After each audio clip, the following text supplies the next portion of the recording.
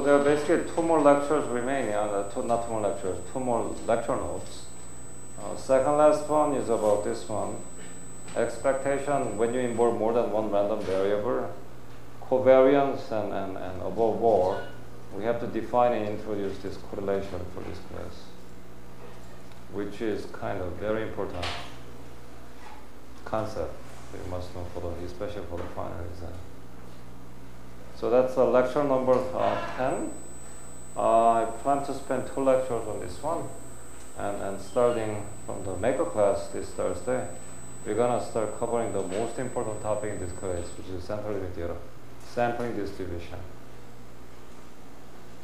So start with a proposition.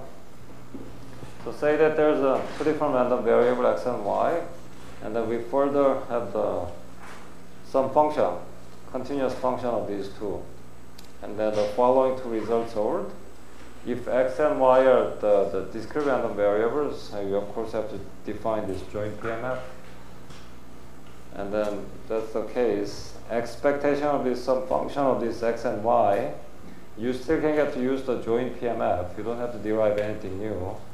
It's just that, summation of all the products of this function and then the probability mass function, or over choices of y and choices of x.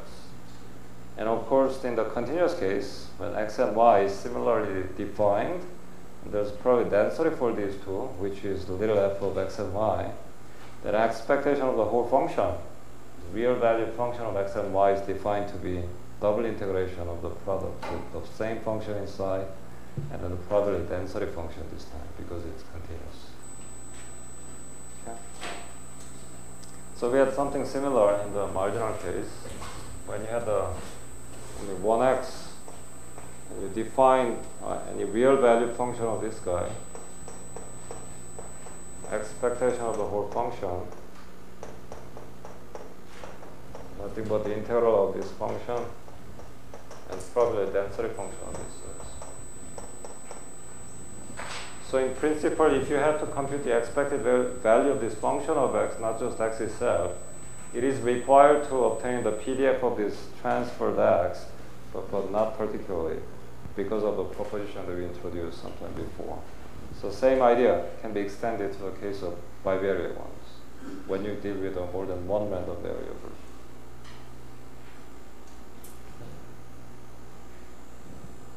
So application of this one is this. Given the expected value of x and that for y, and further we assume that both are finite, then define this function, real valued function that involves both x and y, which is defined to be sum of x and y. You want to compute the expected value of sum of x and y. How do you compute it?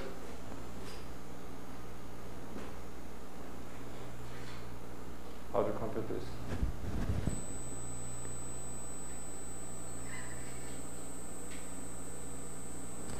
Of course, the application of the previous proposition. So you compute it this way. So start with the definition. Expectation of sum of these x and y, given the sum, and of course, if you just strictly stay with the definition of the expected value, it should be the joint density of x and y, but then you can easily break it into 2 parts. Using the fact that this is nothing but the sum of it. So first apply x to the joint PDF and then y to the same function. Break up the double integral into 2 different parts, and then carry out the computation for each. How do you move from the second step to the third one?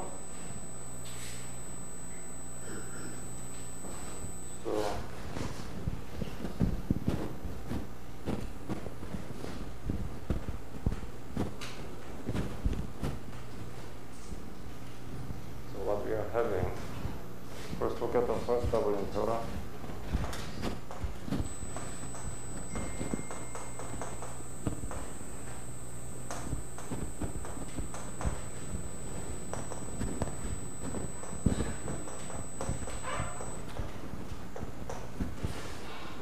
How do we move from here to here?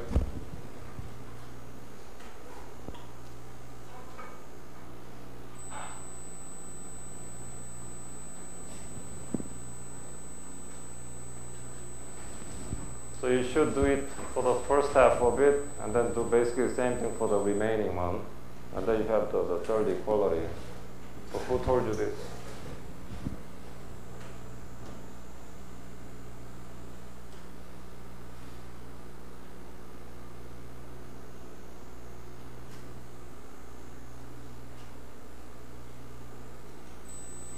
No clue? Anyone?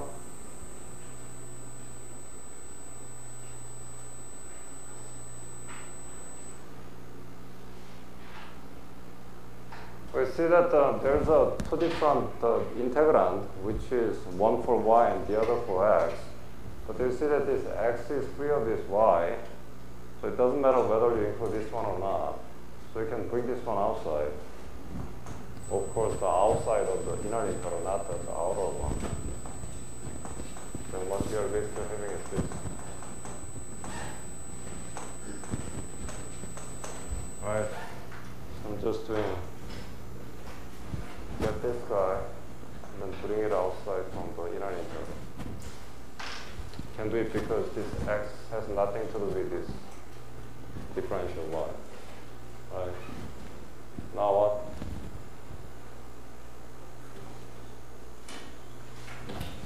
What is this one?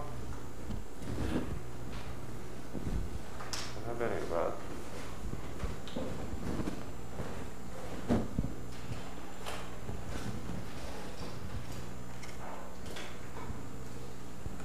No red. So what is this? Given the joint of x and y, if you integrate it in terms of y, what do you get?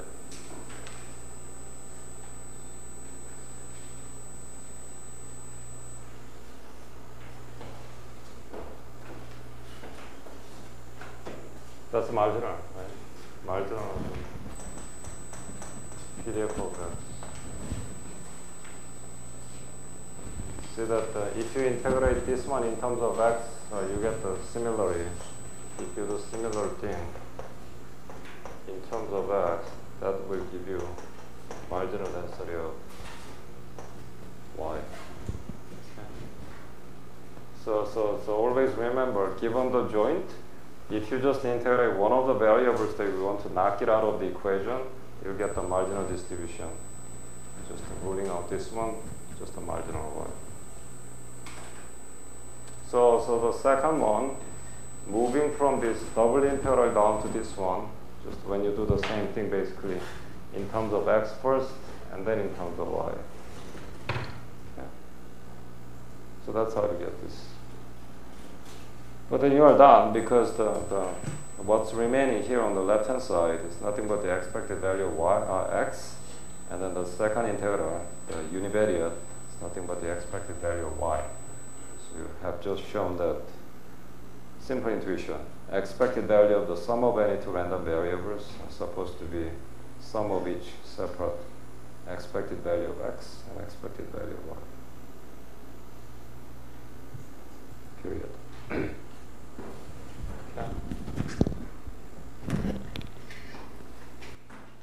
Go back and do some review over the multivariate stuff, joint distribution stuff. If you don't remember any of these, that's basically what we did to expect. Okay, so that's that. Go back to the lecture. Example of this, of course, by the simple mathematical induction. You know what mathematical induction is? First, assume that the index is 1, show that the statement holds, and then extend it to the general case. Index takes on any positive integer k. Then prove that the statement still carries over to k plus 1, and then you're done with the proof of the general statement. So do the same thing. So we show that the case of two random variables, x1 and x2, sum them up, take the expected value, and the result is sum of each marginal expectation. Then you can just easily extend it to the n different x's. So if you compute the expected value of the sum of the n different x's, nothing but the sum of each expected value of all those x's. You just dealt with a case when you deal with the two different ones, x1 and x2, or x and y. Basically saying. Second example, again, the deal with two random variables. Everything is not bivariate, or more than that. So for any outcome of this particular experiment, the value of there's a typo, should be THE, not TE. Random variable x is expected to be greater than, or at least equal to, that of the other random variable y. And then you want to basically prove a similar statement when you involve or replace this x by expected value of x, and also replace this y by the expected value of y. So basically what's saying, if you somehow assume or can assume that x is at least equal to or mostly bigger than y, do you basically have the same statement in terms of expected value of x and expected value of y? So the statement that you try to prove, given x is expected to be bigger than or equal to y, e of x still bigger or equal to y. So that's what you're trying to show. Okay. So these two things are different. First one is about the random variables themselves, but the second statement is particularly about the expected value of those. Should be true intuitively, but proving it is something different. So how do you proceed? If you have to convert this statement into something about the expected value, e of x and e of y,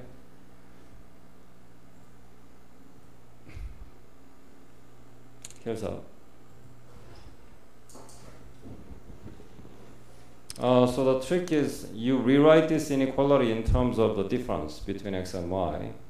So leaving one side purely numerical could be quite convenient in terms of proving this inequality. And then you take the expectation of the difference between x and y.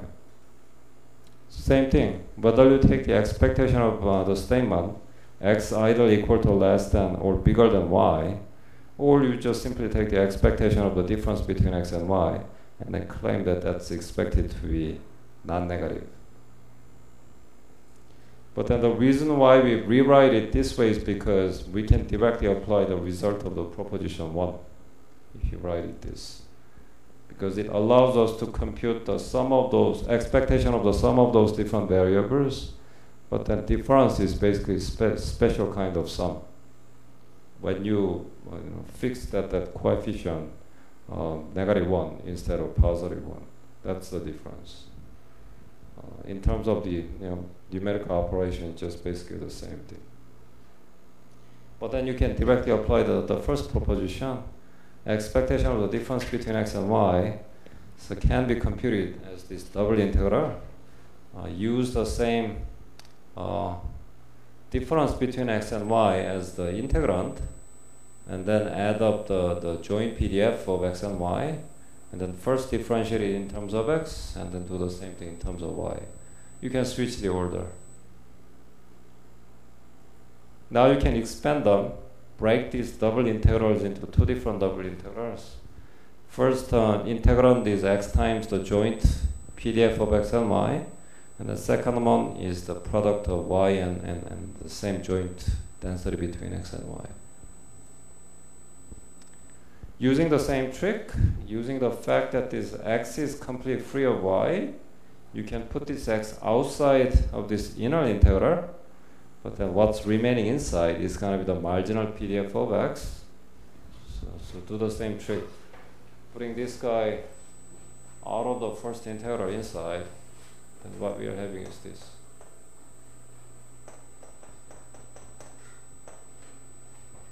dy dx. Yeah. But then, by the same argument, this first integral inside is nothing but the marginal PDF of x. So what's remaining is expectation of x. do basically the same thing for the second double integral, using the fact that y has nothing to do with this differential x. We can bring this guy outside, and then what's remaining is simply the marginal PDF of y, and then the final integral is going to be expectation of y. Done. Okay. So keep in mind this proposition. Save your life on the final.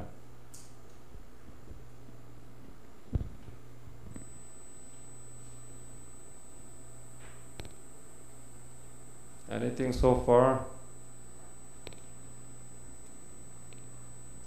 If you get confused about any of these, go back and review the stuff on the joint distribution. So the stuff that we did 2 weeks back.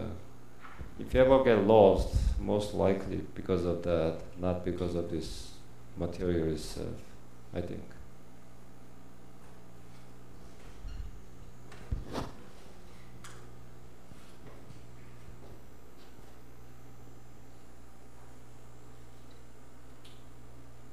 I recommend you not to miss the maker class this Thursday, because the final exams, I think at least 50% of the content is going to be about the sampling distribution stuff.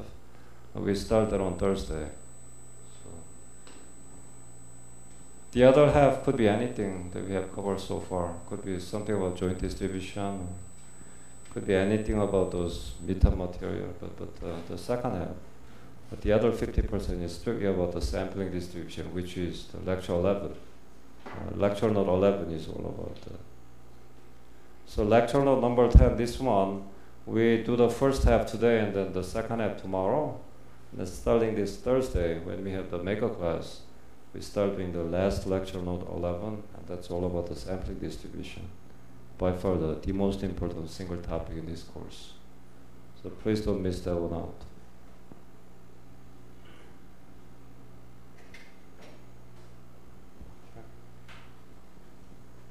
Anything? Okay.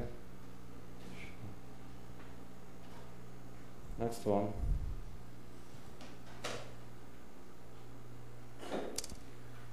This one's simple. So x1 through xn is n different variables assumed to be IID. They are independent among themselves, and they also share the same distribution. And these processes we define as IID. So if you ever see the initial IID in statistics, that's what we mean.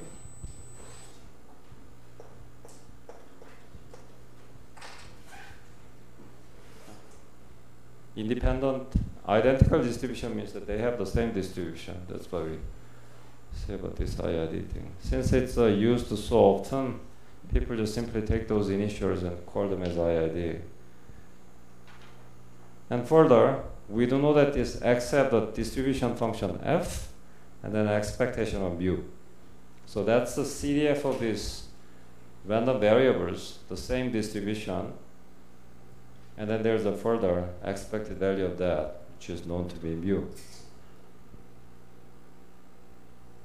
Given such a sequence, we can easily define the sample mean, sum them all these x's, divide the sum by the sample size, which is n, and that's how we define the sample mean x over bar. Then now we want to compute the expectation of this guy, not the expectation of x, which is known to be mu. What is it? Before you do any computation, intuitively?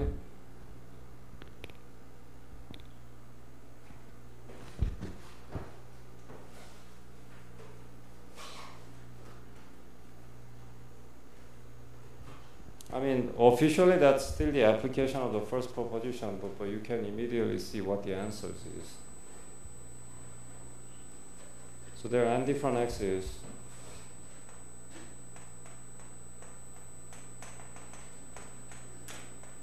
x1 through xn, each of which has the same mean.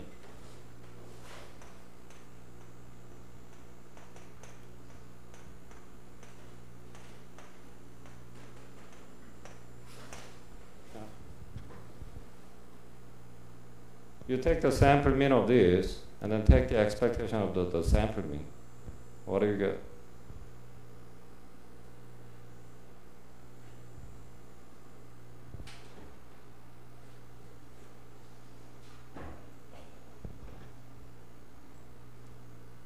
see mu here. There are n different x's. So what's the mean of the sample mean? You're talking about two different means. There's a sample mean, there's a true mean. Now you want to figure out the true mean of the sample mean. What's the true mean of the sample mean?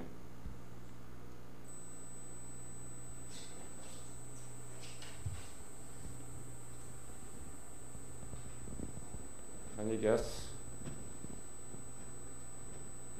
Well, it's free. So I guess that's because of Monday morning. So here's a solution. I mean, in class we just discuss it like a couple minutes and then I just present you the solutions. But it's all about the habit of doing thinking. So that's why you will get stuck on the final exam if you're not familiar with this type of work. So this is how you approach. First, rewrite the sample mean using its definition. So given these n different x's, you sum them all up and then divide the sum by the size of sample, which is little n. 1 over n is not going to do anything because that's completely fixed, non-random, so you can bring the ratio outside. And then the expectation of the sum is equivalent to the sum of expected value. Why? Because of the previous example. And then the each mean, true mean of each x, we know that that's mu. But mu is fixed. It's free of index I. So you're basically adding the same content, same quantity n different times, which means that that's n times mu. But you have another n outside, but inverse of it, so they kill each other, you're only left with mu, which means that the expected value of the sample mean is the true mean. So mean of the sample mean is the true mean. So two different means. Don't get confused about it. Sample mean is a sample concept. Just a mean. True mean is the population one.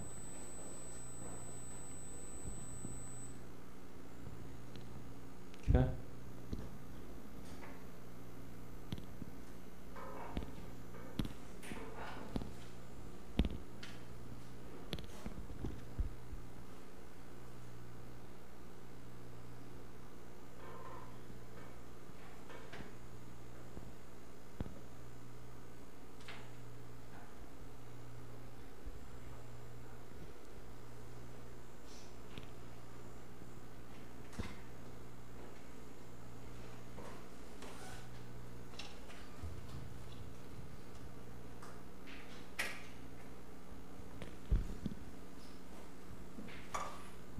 Then what's the variance of sample mean?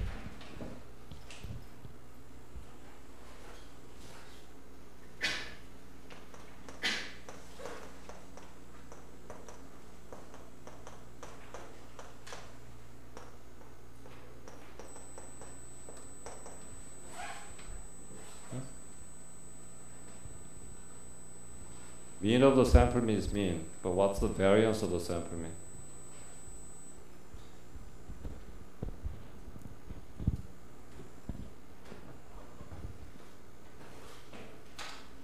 We'll figure it out. Next example. Series of examples. Bernoulli random variable. So same setup. You deal with an different one, but this one is particularly Bernoulli random variable. Bernoulli, there are only two possible outcomes, either 0 or 1. If it's 1, we usually call that as a success, and then the success probability is an unknown parameter p. Otherwise, it takes on 0. Given this n different Bernoulli, you can easily define the sum of those, x1 through n, just simply add them all up, and that's going to be your x. And it asks you to compute the expectation of the sum. This one, you don't actually have to do any computation. You see what the answer is immediately. What's this distribution? What do we call this x? When xi is a Bernoulli, what's the name of this x? One of the variables that you learned back before the midterm exam. So n different x's, each of which is a Bernoulli with p. If you sum it up, x1 through xn defines a new process which is called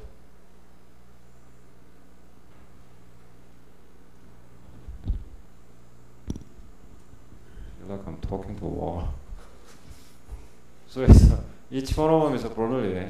So there's a one Bernoulli, another Bernoulli, third Bernoulli. You just have n different ones. Add them all up. It becomes what? Binomial. So what's the mean of binomial? Forgot that too. What's the mean of binomial? P? NP? Yeah, you know it. Why don't you say it then? So here's a. So we'll start with this xi thing, Bernoulli, 1 with the success probability and 0 with the other, which is 1 minus p. Expectation of Bernoulli p, we all know that that's p, but then you have to deal with the sum of each x's. So that's the expectation of sum, and because of the proposition or because of the previous exercise, we know that that's the sum of each separate expectations, each of which has the value of p because it's a Bernoulli p.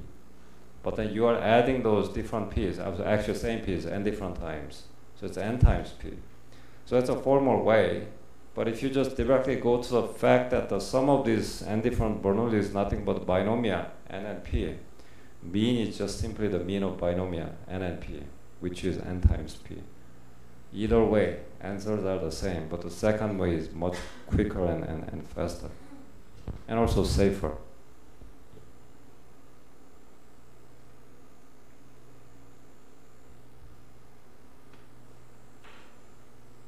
Another way to verify that the mean of binomial n and p is n times p. And actually the same way was used when we were computing the mean of binomial. So number of trials n and success probability p.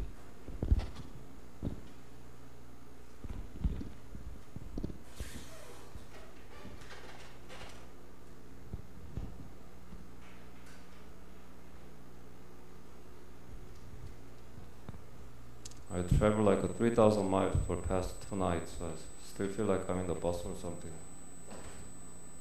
Crazy.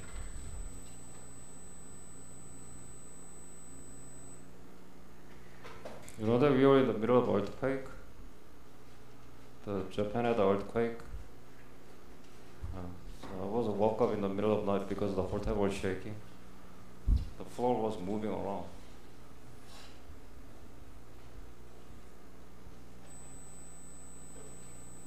It's an amazing way to construct a building, and building didn't fall down. So still stand. It's quite scary experience. Don't go there. It's really not safe. So panicked throughout the night. But more fun example. There's n different people in a party room, and they have their own hats. And they pick up their own hats and then throw to the center of the room. And the hats are all mixed up well. And each person at the party takes turns to picking up whatever the first hat he gets, randomly select one. And then you want to figure out what's the expected value of the exact match. So there's the party room. And there are n different people. And they have their own hats. They take off their hats and then throw them into the center of the hall. And then each person takes turns to picking up one random one. And then what are the expected value of those number of exact matches? So how do you compute this one?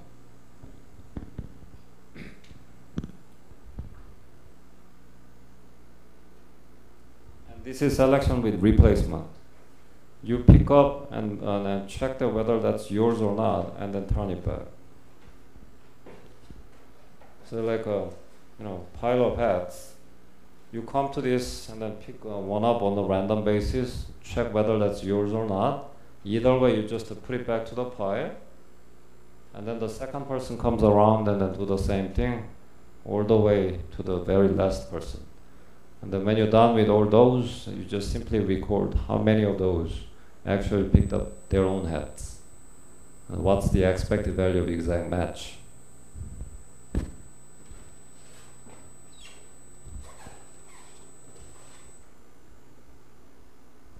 Tell me if you don't understand what's going on. You understand the situation, then what's your guess?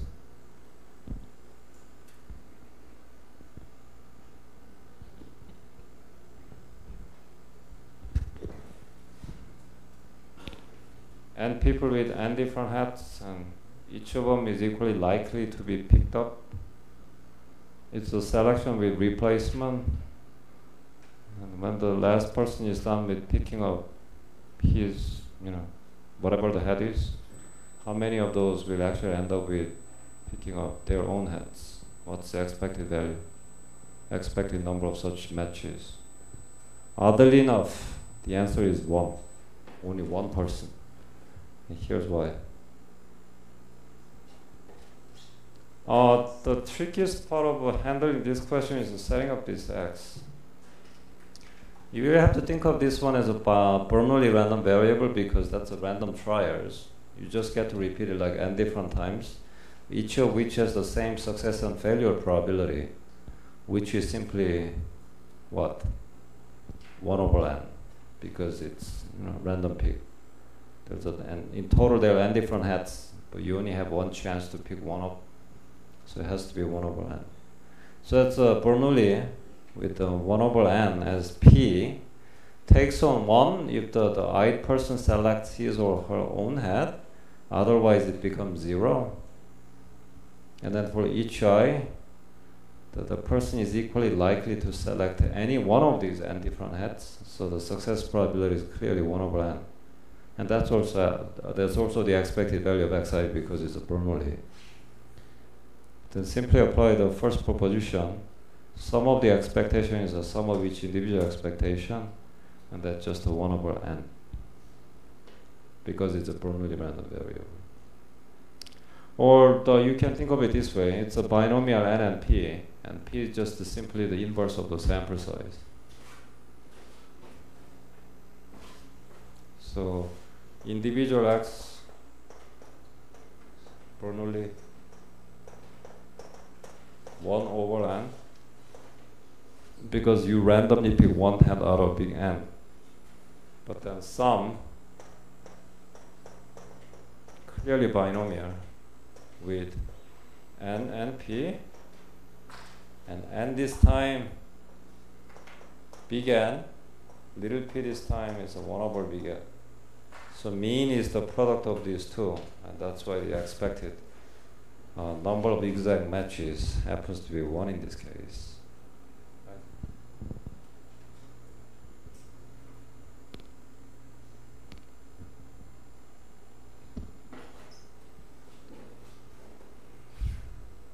And this was put on the final 2 years back, and not many people got this one. So I might try something similar, but of course not the same. Always start with setting up some variable in the right way, and then you proceed. Next one, second proposition.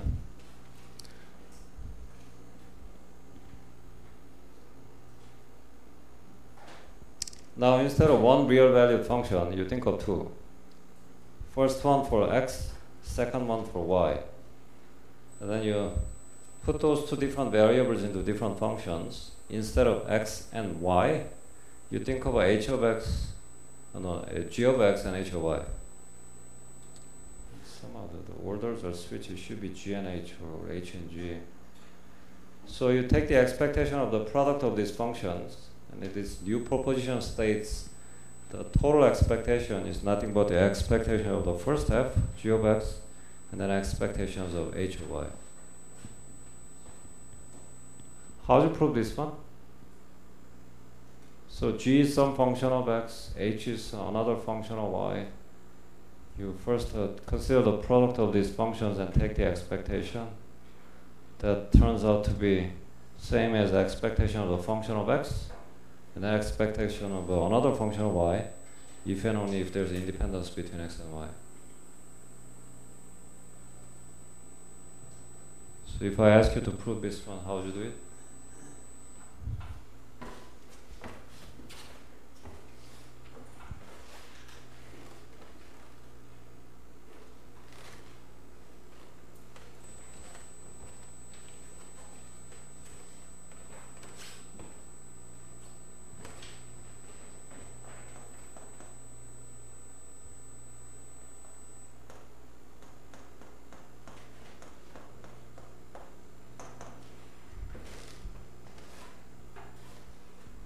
How to start?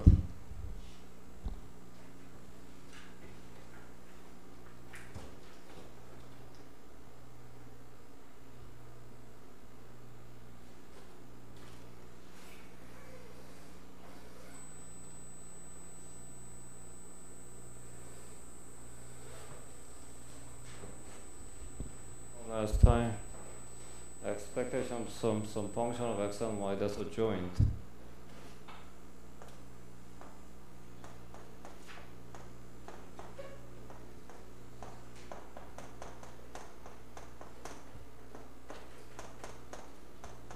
Right. So put that the same function, which is g of x and h of y, and then because of this, property of expectation, you have to, add up this joint PDF between x and y, and then do the double integral. First in terms of x, and then in terms of y. What's called a joint PDF, joint density function.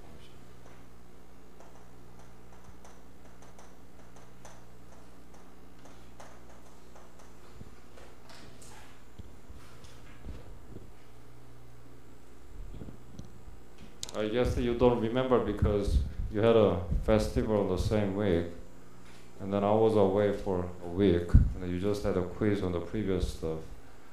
Not enough time to practice on this joint distribution. Now what?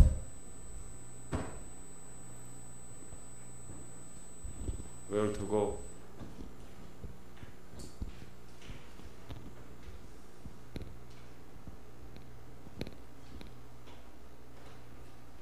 To use this fact, these two things are independent. When x and y are independent of each other, what happens to this joint? Definition of independence between two variables.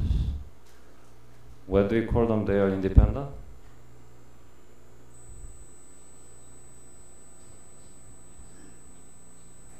Don't remember anything, right? Okay, understandable.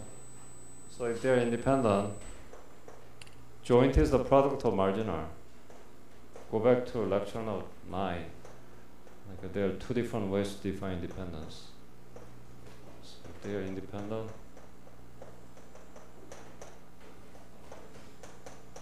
write it this way. Okay.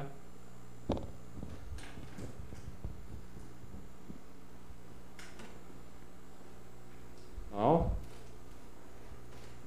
so this one is because of independence.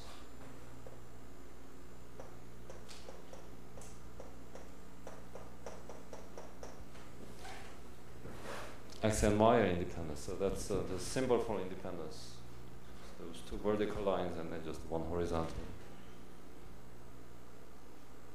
So the joint simply is broken up into two parts, f of x and f of y, each of which is a marginal PDF. So first f of x is the PDF of x alone, and second function is the PDF of y alone. Now,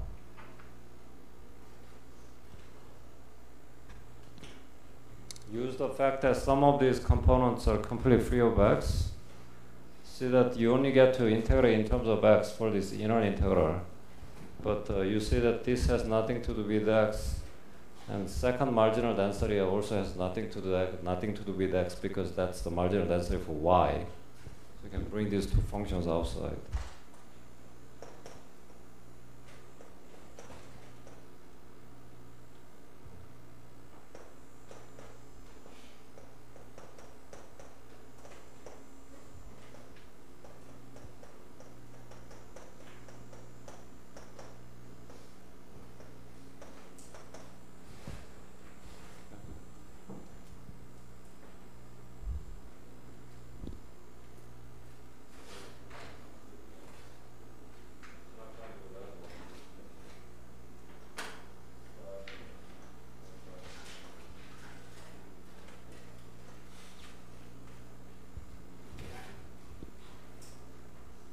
you cannot put them completely outside because this still y and this y depend on this outer y.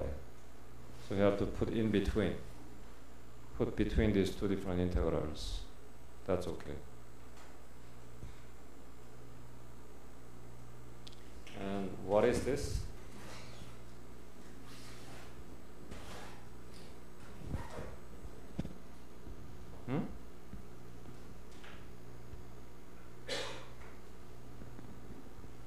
So that's expectation of g of y.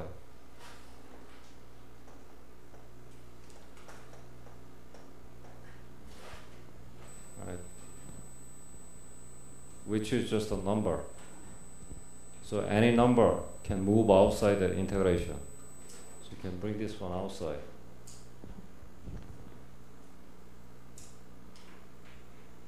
If you bring this one outside, what's the remaining stuff? That's the expected value of h of y. H of y. Something's wrong. Oh, this is g of x. Yeah.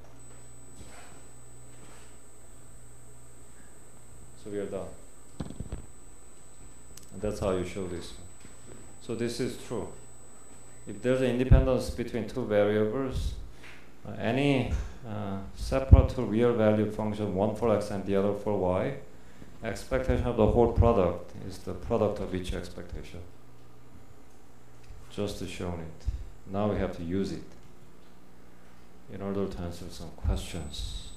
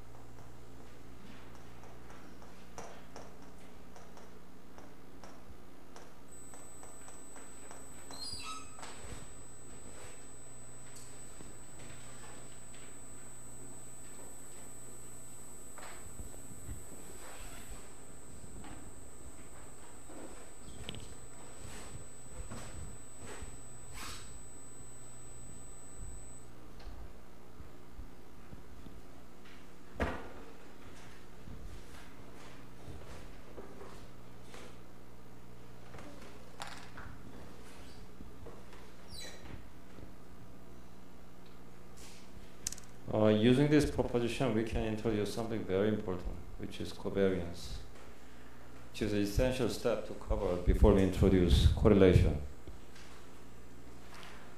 So covariance is a probabilistic concept. There's another typo. It should be C and E. So this is a right spelling, but somehow this E is missing down here. So it's a quantity that measures how closely these two different variables are related to each other. If the number is high, the correlation or the relation between x and y is very strong. If it's coming down to zero, basically little relationship. So mathematical definition of covariance between x and y, simply denoted by COV, cov x and y. It's nothing but this bunch of expectations. Expectation of two products. First element is x minus e of x, and second element is the second variable y minus expectation of that. The formal definition of covariance. If this number is big, like a 500, means that x and y basically move together. But if this one is 0, it means that they are not related to each other in linear sense. So keep this definition in. Of course, this one will be given by the exam if I ever ask you anything about covariance. And using this, we want to show the following.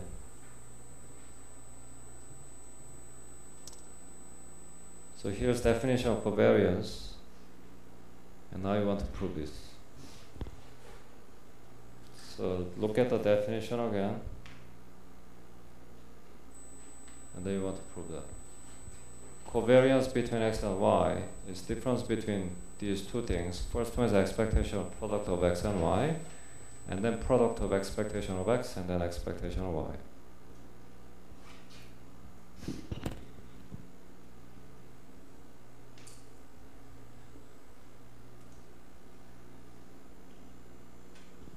So I'll write the definition on the board in case you cannot see them side by side.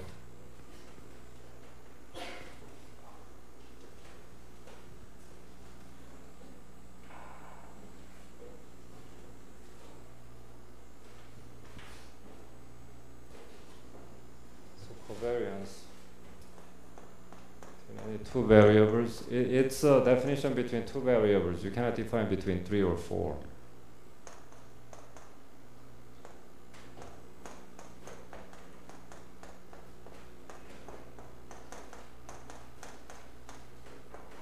So here's the definition, and now you want to prove that. How do you do it?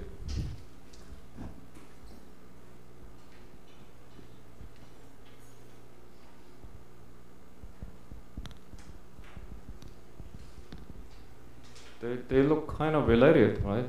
Similar, although don't appear to be exactly the same. So how do you proceed to prove something like this?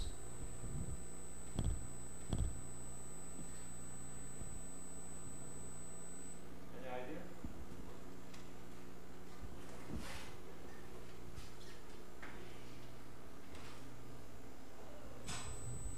Not even a single person has spoken a word out of you.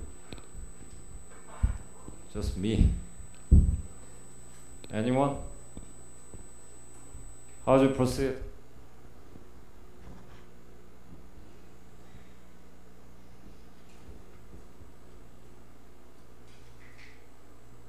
We have two terms inside the first bracket, another two terms inside the next one. What's the natural thing to do? Expand them.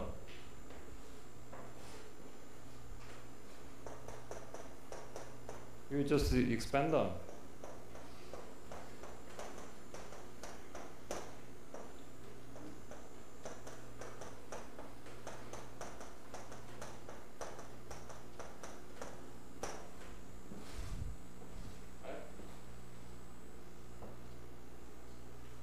Two by two, that's 4. 4 terms.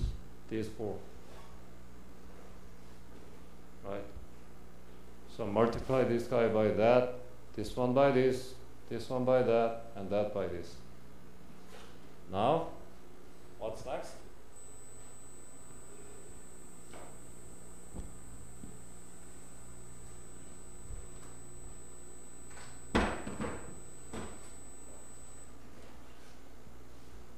What's next? You have 4 different terms inside a big bracket, and then you take the expectation of the whole thing. What should be the natural next step? Don't tell me that you don't know. I know that you know.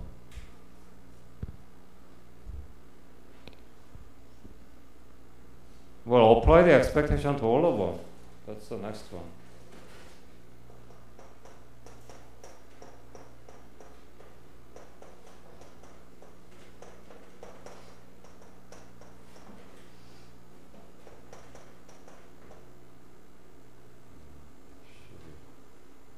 Parentheses rather than bracket.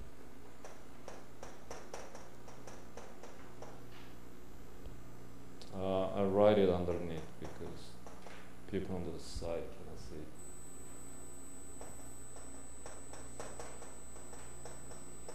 This. Right? Simply apply the expectation to each one of these. There's not much you can do about the first one, it's just the expectation of the product. But what is this?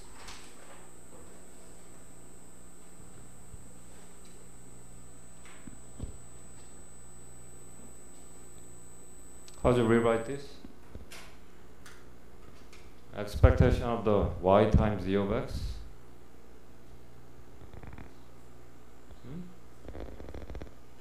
Yeah. This is just a number.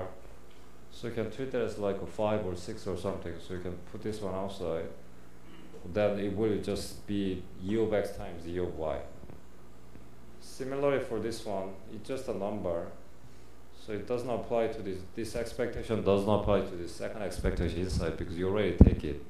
So this one can be brought outside, but then E of x is remaining, and you multiply that one by E of y, which is the same as this. And this one, outer expectation is not going to do anything because these are just numbers. You already taken it. So it's just the same thing as not having it. So this term is the same as that, so they kill each other. You're left with this one, but that one is, turns out to be the same as E of x times E of y, so you're done. So the former derivation is given by this one. Same kind of argument. Yes.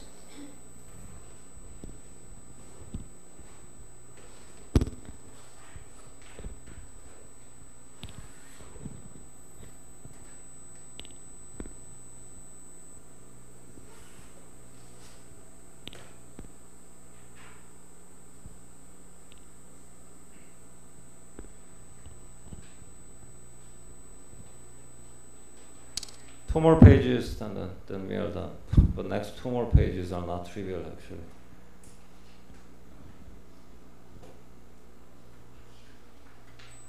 First, write this one down.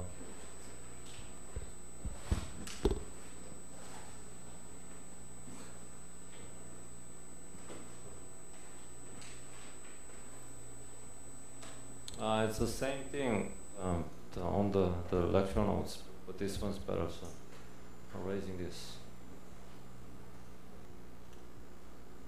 So given this definition, covariance, now you want to figure out what happens to covariance when there's an independence between x and y. This one you can do, I'm pretty sure. So I'll tell you where to start. Let x and y are independent. Then covariance between x and y, by definition this is E of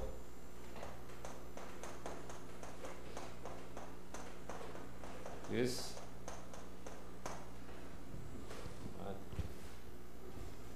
But then we further show that that's nothing but the difference between these two.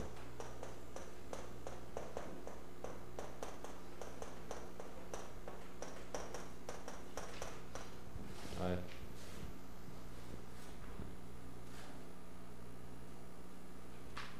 But that's when you don't use the fact that x and y are independent of each other. And now you gotta use it. What happens?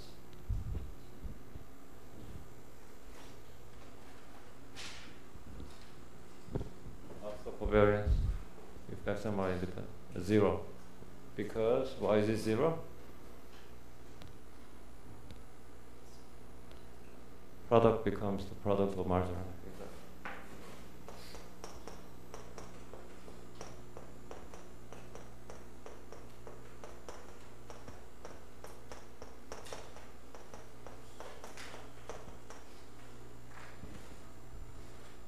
How do you know? How do you know that this is the same as that?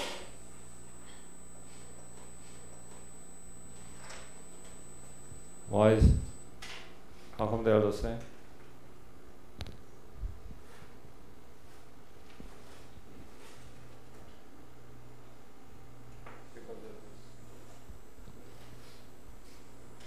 So assume that g of x is just x and h of y is y, because that's a function. But then you have this. It's just a direct application of the second proposition. So under the independence between the two, covariance is always 0. Makes sense because covariance measures what's the relation between those two. But given that there is no relation whatsoever, independence, covariance naturally should be 0. Otherwise, it will be mismeasurement or something. measurement error. Okay.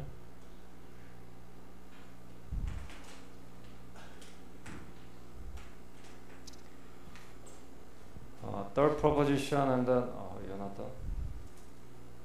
Solution.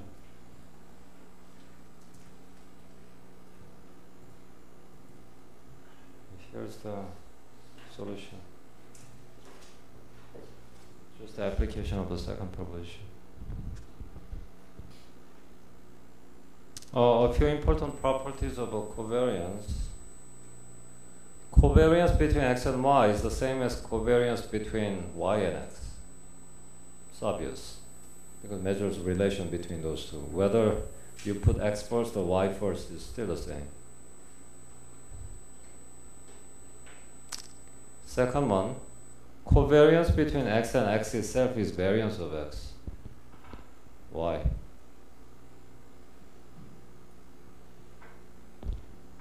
Which is also obvious, but how do you prove it? Go back to this one. The fact that we just showed it, assume that x and y are the same. So that becomes variance of x.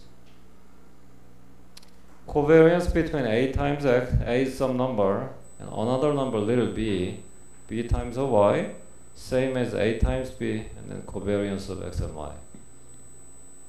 So quite obvious.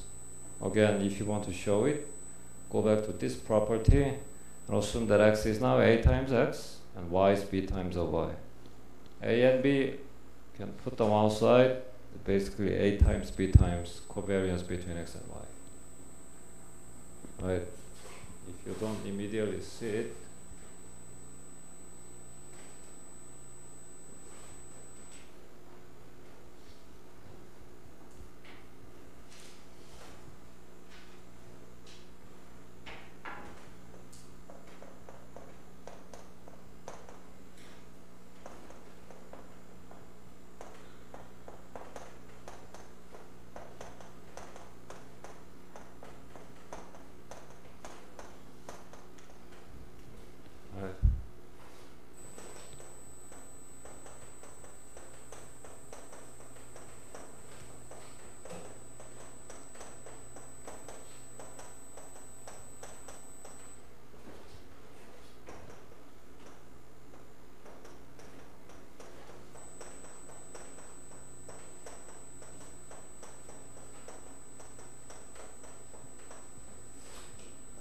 that's nothing but a times covariance between x and y.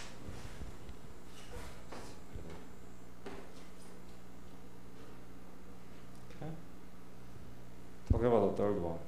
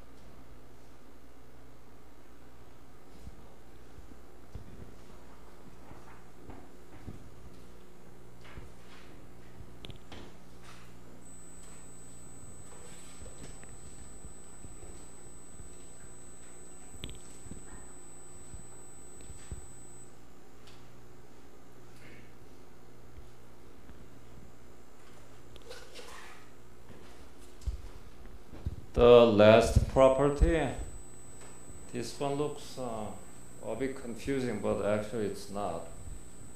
So think of the simplest possible case. Only two of those x's and two of those y's.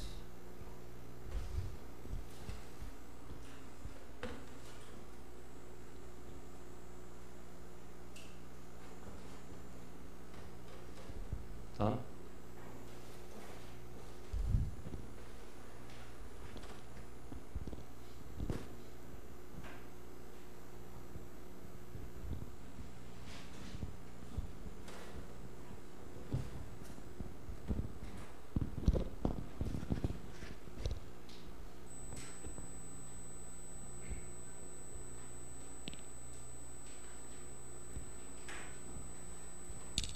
think of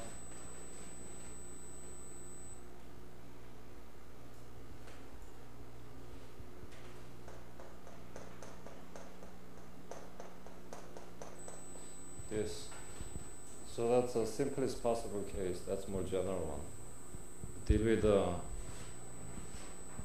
n different x's and n different y's. The simplest possible one is 2 of x and 2 of y's. Then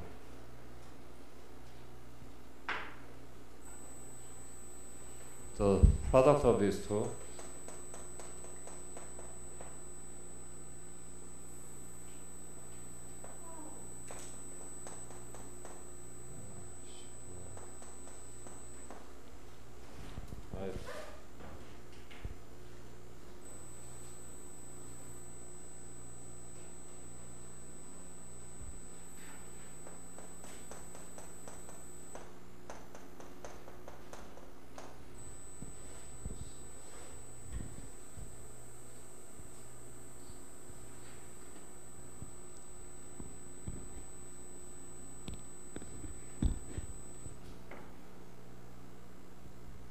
expand the terms inside.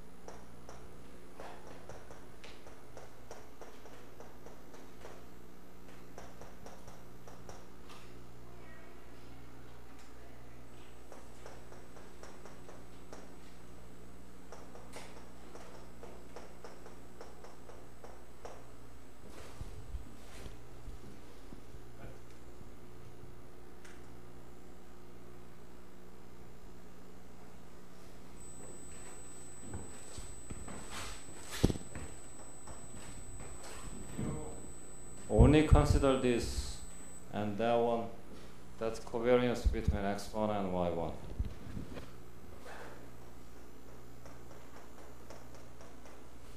Only consider this guy and that guy.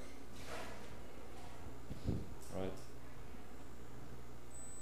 Similarly, if you only consider this guy and that guy,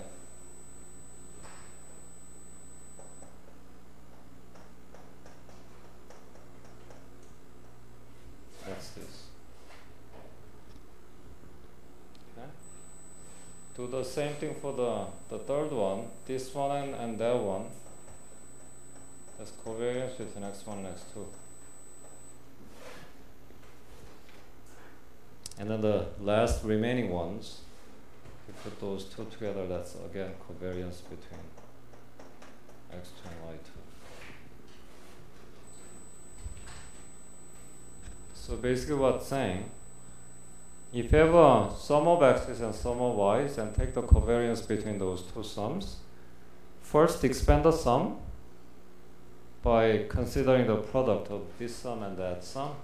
There will be 4 different terms because there are 4 different pairs.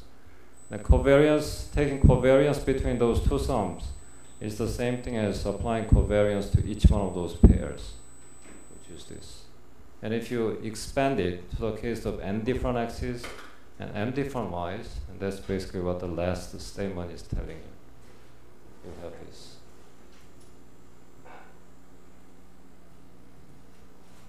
So a simple way to rewrite the final result here is just saying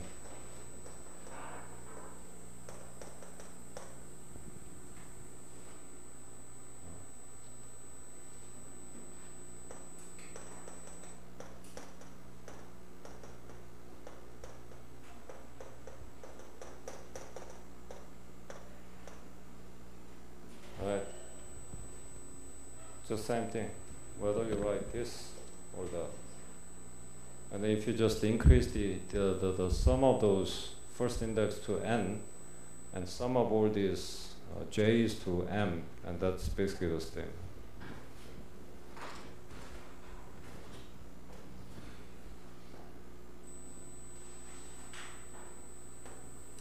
When we come back tomorrow, we'll try these propositions and do some examples, starting with the third one.